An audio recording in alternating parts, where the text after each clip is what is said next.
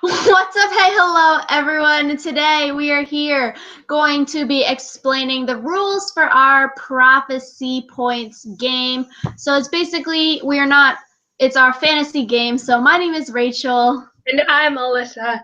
Just to be clear, guys, this is just the rules for our fantasy game. We wanted to make sure that we had a record of how we were doing it, and also so you guys can play along at home if you want to. So we'll be picking our fantasy teams in the episode that's going to come out Friday.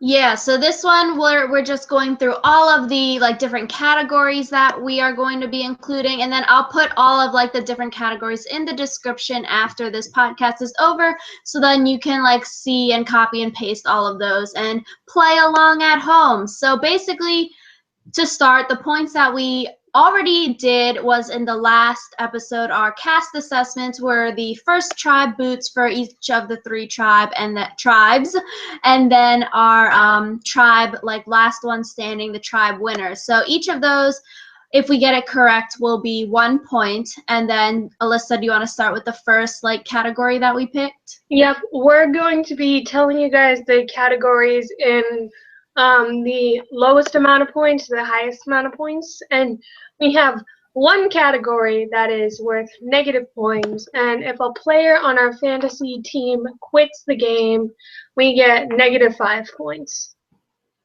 Yeah, and we thought with these aspects it would be really interesting. So all of these point accumulations all rest upon the 6 people that we pick. So it depends who we pick, because you really want to get a well-balanced team so you're able to get all of these points. Because if you just want to get 1 point, that's not as good as getting making the merge, which we'll talk about later, is more points. So it'll be really interesting, and I really think it's it'll be a fun game. Also, one thing we should mention is the winner of the game gets a lot of points, but it is possible to win this fantasy team game without picking the winner of the game on your team, which is something that Rachel and I tried to make sure that we did, because the chances of either of us picking the winner of the game aren't that great. So, yeah. We got what, 1/3 chance, because 6 out of 18. Yeah, but that's still not great. So yeah, the next category we have is mentions Parvati, Boston Rob, or Russell Hantz in any of the episodes. So that will be plus 0.5 of a point, so plus half a point onto the score. So if anyone mentions one of those 3 names, in a confessional or in just talking to the other castaways or something like that, that'll be plus half a point. And that's for every time they do it. Yeah. So if a castaway says in one confessional, "Oh, Russell is so cool," and then in another confessional they're like, "Oh, Parvati is so cool," we get 1 point because it's half a point for each time. And part of the reason we chose to give points for this is because pretty much all of the castaways on this season mentioned one of these 3 people in their bios somewhere, so we're going to see how that works out.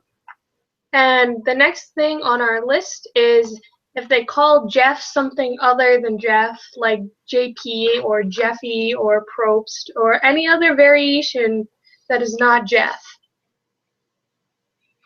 Yeah, so that'll be plus 1 point, and we thought this would be interesting because I remember Tyler from the Blue Collar, White Collar, No Collar, he would call Jeff JP a lot, so I don't know, it's just a fun thing, so that'll be plus 1 point. And then the next category we have is cries during an episode or confessional, which will be plus 2 points. So if anyone on our team cries, just on the island or in front of the cameras, then that's plus 2 points. We also thought that this would be good because, on the family visit, people normally cry, and we should get points for our team getting to the family visit. So that's part of the rationale behind that also. And another thing that is finding a hidden immunity idol. So this is just finding the idol, and we have points built in later for playing it. So finding the idol will give you 2 points. Yeah, because sometimes just finding an idol is part of the story. You could find the idol and not play it like well or something, or you could give it to someone else like just for the heck of it. So that's plus 2 points. And we'll get to the other stuff like Alyssa said after. But then the next category we have is a socially awkward mess, like Stephen Fishbach. So basically, if you screw up like Stephen in that immunity challenge and hit someone else's target, or you can't break a branch, or just, you know, weird, like quirky, fun things like that, that'll be plus 2 points also. Another thing that would go under socially awkward mess would be when you try to touch the tribal immunity idol and it gets pulled away from you. So basically, what I said to Rachel when we came up with this category is if Stephen Fishbach did it in season 31, you probably will get points for this. Yeah. So then another thing that is worth 2 points is becoming Ponderosa royalty. So the first juror is the king or the queen of Ponderosa. So if someone on our team is the first person to make the jury, then they'll get 2 points because they'll be the king or queen of Ponderosa. Yep, we thought that was a cute thing. So next we've got wins and individual immunity challenge. So this will go to however many immunity winners there are. So it could be 10 or whatever, but it'll, like, you could win multiple immunity challenge. It would be plus 2 points every time. So it could be plausible you could get 6 points if a person on your team or multiple people on your team wins individual immunity. So yeah, that's a big part. You can rack up the points there. And we also are giving 2 points for winning individual rewards. So if they win a reward challenge, that's worth the same as winning an immunity challenge points-wise. Yeah, so we don't want any like Joe Anglems from last season. You get all the points. Yeah, so next one we've got is gets med-evac'd. So that is plus 2 points plus the placement points, which we'll talk about at the end, but that's pretty simple. So if a player on our team gets medically evacuated, that is plus 2 points. And we saw in the preview people like being choppered away or being taken off by boats. So we'll see. There's definitely at least 2 med-evac'ds, I think. Yeah. So then another thing, oh wait, no, we've moved on from the 2-pointers. So the first boot of the season is worth 3 points. So part of the reason why we chose this is because if one of us makes a really bad choice and we end up picking the person who's booted off first, it'll still give us a little bit of points for our troubles.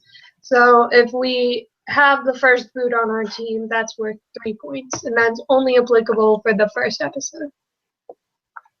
Yes, so next 3-pointer is gets a hidden immunity idol played on them successfully. So like we saw last season with Jeremy playing the idol for Fishbach, if you had him on your team, you would get 3 points. So we also have one for playing the idol successfully, but that's more points. So just getting it played on you, so if someone else plays it for you, then you get 3 points for that. Amazing. Okay, so the final thing that is worth 3 points is getting a hashtag blindside when you are voted out. So if you are blindsided from the game, or if CBS thinks that you're blindsided, and you get the hashtag blindside, then you get 3 points. Yeah, it's only a hashtag blindside if it shows up on the TV. Yeah, and the little green in the bottom left corner. Yep. So next, we've got moving on to the 4-point category. The first one we've got is catches a bag of buffs. So this could be on the first day when each of the 3 tribes, whoever catches those bags, or it could be at a tribe swap and you catch a bag, or the merge and he throws you a bag. So any one of those times you catch a bag, you get 4 points. So you have the potential to get a lot of points if your players are good catchers. Yeah, so if he throws it to you. Oh yeah, if Jeff wants to throw it to you, then you get the points. Yeah. So another thing that is worth 4 points is the saltiest final jury speech. So we know that sometimes the jurors in this game get really bitter, and at the end of the game, they totally like undress the people who are in the final tribal council. So the juror who gives the like meanest all around, just most like despicable jury speech, they will get 4 points because it's really entertaining TV, and also it shows that they take the game a little bit too seriously. So would examples of this be like Sue Hawks in the first season, or Reeds from Blood versus Water 2, I think. Those would be pretty salty. Yeah, so that's like what we're basing it off of. Yep. Yep. Next 4-pointer is if something you says becomes a hashtag on TV. So like hashtag Joga, if you had Tasha on your team last season, you would get 4 points because something she said just became a hashtag and they had it on the TV while we were watching. So that's basically the gist of that one. So the next thing that you can get points for is if something the player says becomes the title of the episode, because you know Survivor episodes are titled after something that someone says within it. So an example of this would be last season, Stephen called Joe Survivor MacGyver, and that became the title of the episode. Yep, so next 5 points reward would be if you have the most confessionals on the 2-hour season premiere. So we thought this would be really interesting. Like, do you want to pick people that'll be like really talkative in the first episodes to get 5 points, and they might make it far, they might not, or do you want to pick someone strong that might be like less talkative? So I think it makes an interesting aspect to our game. So we talked earlier how you get points if a hidden immunity idol is played on you. Playing a hidden immunity idol successfully, the keyword there is successfully, you don't get any points if you mess up, is worth 6 points, and it's worth an additional point if you play it on someone else. So last season, Jeremy played an idol for Steven successfully, so that would be worth 7 points. 6 points for playing it, and then 1 because it was on someone other than the player themselves. Yeah, and if you play an idol more than once, if you find more than one idol, then you can get more than that many points. So a lot of these things are like multiple things. It's not just the premiere episode, but some of them are just one episode time things. So next, it jumps up to 8 points, and if a person on your team makes the merge, that is 8 points. So we want to pick people that'll be here for the long run.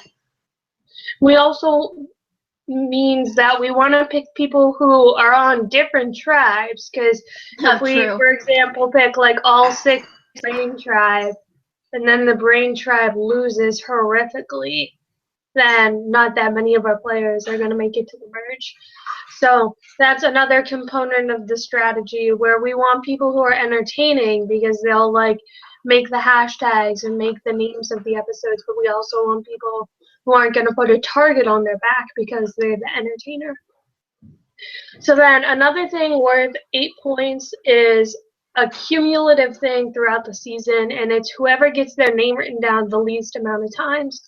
So last season, Jeremy had no votes for him that counted, so he would have won the 8 points because he had 0 votes. So that's a one-person thing, not like multiple people can get that one. So that's just a one-player thing. Whoever's player is on that team, so they would get those 8 points. So next we have whoever wins the show gets 9 points. That's pretty simple. If you get the most final jury votes and Jeff Probst reads your name at the reunion, then you'll get these 9 points. One thing about getting your name written down the least amount of times, any votes that are negated by the hidden immunity idols will not count against you. So like even though Jeremy had his name written down 3 times during one tribal council, since he negated it with the hidden immunity idol, it doesn't count. Yeah. Or 2 times. Either way, it doesn't count. And then the final thing you can get points for is placement. So basically, you get half a point for being in 18th place, and then the points increment up by half a point. So 17th place would be 1 point, 16th place would be 1.5 points, etc., etc. And first place is worth 9 points. Yeah, so that helps, like Alyssa was saying before, if you pick a player that gets out early for some reason, bad luck, or they just suck, then you can get some points for that to help you out in the game. And so, yeah, that is all of the categories that we have, but each recap episode, so we'll do recaps on Friday, we will be guessing who will be voted out the next Wednesday's episode, and that will be 1 point if correct. So that's basically like what we were doing last season about we guess who's the next one out of the game the week before. So that'll be fun also. And one note is we're going to be doing our episode recaps separate from our fantasy team stuff. That way, if people don't want to play the fantasy game at home or they just don't want to hear us talk about all the point tallying, they can still watch the entire episode and be okay with that. And then we'll probably do the fantasy episodes either Saturday or Sunday. Yeah, so that is basically it. I'll put all of the different categories in the down bar right after we end this live stream, and then next episode we will be going through and then picking our teams, and then that should be really fun to see how all of this shakes out in the future. So yeah, keep your eyes out for our fantasy team picks and start thinking about who you want on your team so that you can play along at home. Yes. So we'll see you guys Friday, and we hope that you have a great week until then. Yes. Thank you so much for watching. Bye. Goodbye.